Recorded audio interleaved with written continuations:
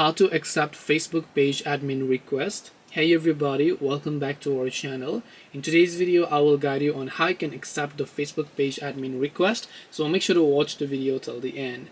Now, if you want to accept a Facebook page admin request, it's actually quite simple. Normally, previously, what used to happen was if somebody sent you an invite to actually manage a certain page, you would receive the notification from the notifications icon. So if you do receive a notification, that's perfectly fine. You can go ahead and then select that notification, and then you should be able to go ahead and then basically accept the invitation. But in case you don't see the notification, what you actually need to do is, if you were sure that someone has sent you an invitation link to manage a page, you need to just go ahead and then search for that page manually, right? So you have to search for that page manually, and when you open their page's profile, you'll find the option to accept the invite to manage the page over here. You might not see it in the notifications tab, but whenever you open up your device, you should be able to find them right over here.